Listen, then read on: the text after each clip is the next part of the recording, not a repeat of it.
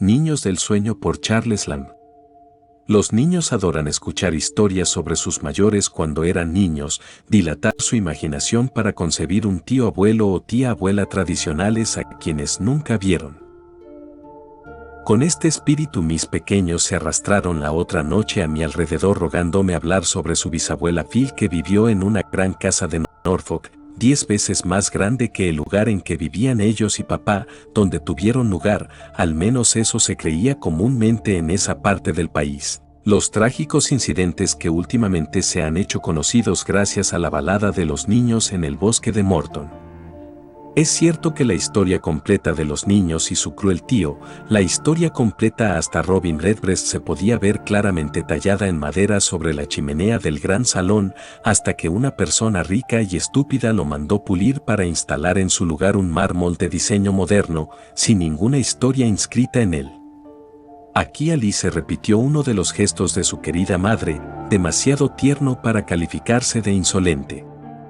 Entonces comencé a decirles cuán religiosa y cuán buena había sido su bisabuela Phil, cuánto la amaban y respetaban todos, aunque no fuera realmente la señora de esa gran casa sino solo la encargada de mantenerla, incluso en algunos asuntos se podía decir que era la señora, a petición de su dueño, quien prefería vivir en una mansión más nueva y a la moda que había comprado en algún lugar del condado contiguo.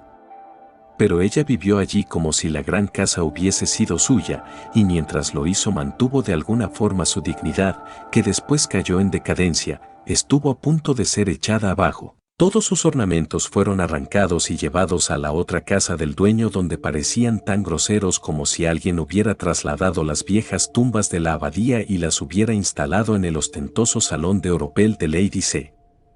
Aquí John sonrió como diciendo, eso sí que habría sido una tontería. Y entonces les conté que cuando su bisabuela falleció, multitud de gente pobre y también las familias distinguidas del barrio y de varias millas a la redonda, asistió al funeral para mostrar respeto por su memoria, porque había sido una mujer tan buena y religiosa, tan buena que se sabía de memoria todos los salmos, y además gran parte de los testamentos. Aquí la pequeña Alice extendió sus manos. Luego les conté que su bisabuela había sido una persona alta, erguida y graciosa, y que en su juventud la habían considerado la mejor bailarina. Aquí el pequeño pie derecho de Alice hizo un movimiento involuntario, hasta que desistió al ver mi mirada grave. La mejor bailarina, estaba diciendo, del condado, hasta que la atacó una cruel enfermedad llamada cáncer, y la deformó de dolor, pero nunca pudo doblegar ni inclinar su buen ánimo, que se mantuvo recto porque ella era tan buena y religiosa.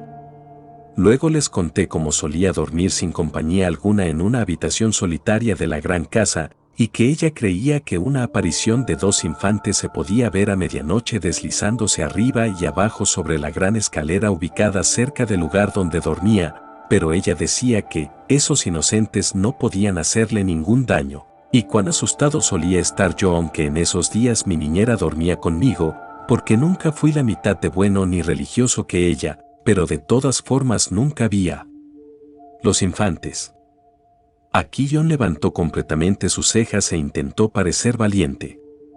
Luego les conté lo buena que era con sus nietos al recibirnos durante las vacaciones en la gran casa, donde yo en particular solía pasar muchas horas solo, observando los viejos bustos de los 12 Césares que habían sido emperadores de Roma, hasta que las viejas cabezas de mármol parecían vivir otra vez o yo me convertía en mármol junto a ellas. Nunca me cansaba de vagar por la enorme mansión con sus vastas habitaciones vacías, sus tapices gastados y borrosos, y los bastidores de roble tallados, con sus adornos de oro casi desaparecidos. A veces vagaba por el espacioso y viejo jardín, que tenía casi para mí solo menos cuando alguna vez un jardinero solitario se cruzaba conmigo. Las nectarinas y melocotones colgaban sobre los muros sin que jamás me atreviera a arrancarlos, porque eran frutas prohibidas salvo alguna que otra vez.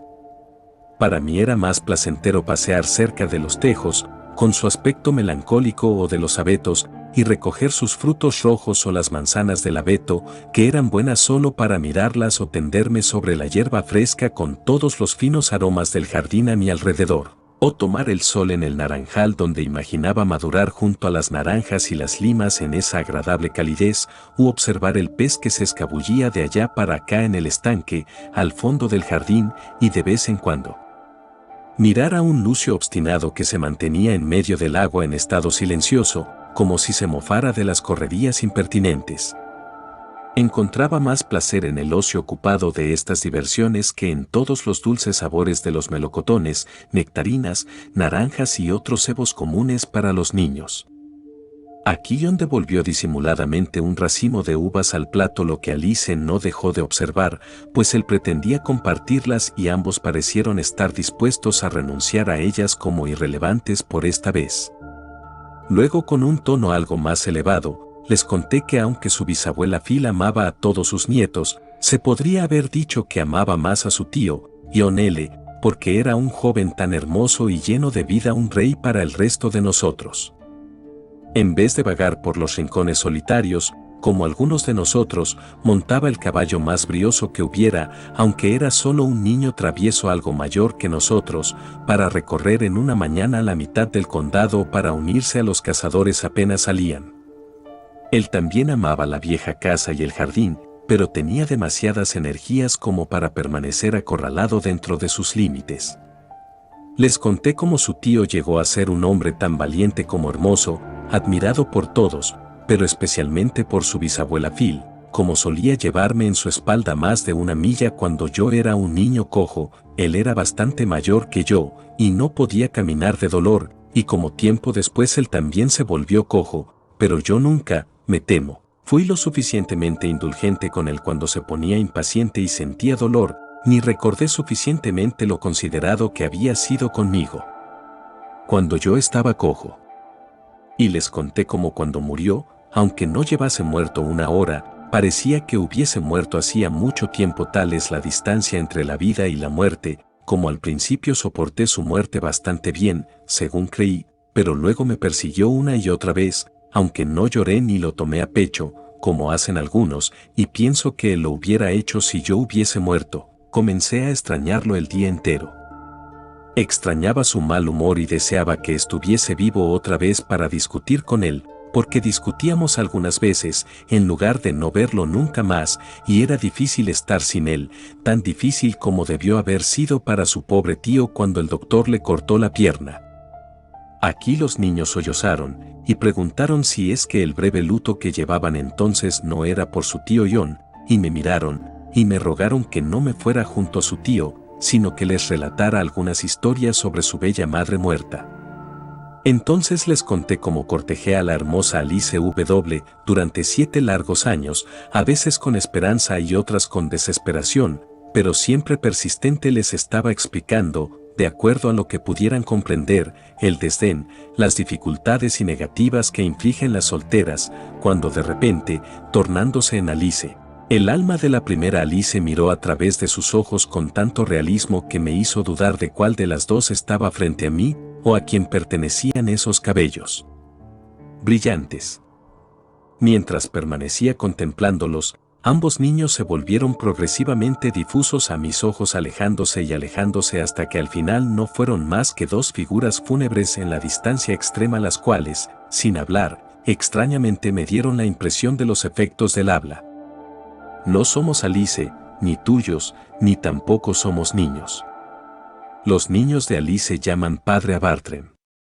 Somos nada, menos que nada, sueños. Solo somos lo que pudo haber sido, y debemos esperar en las tediosas costas del Eteo millones de años antes de tener una existencia y un nombre. Desperté inmediatamente y me encontré apaciblemente sentado en mi sillón de soltero donde me había quedado dormido con la fiel e invariable Bridget a mi lado.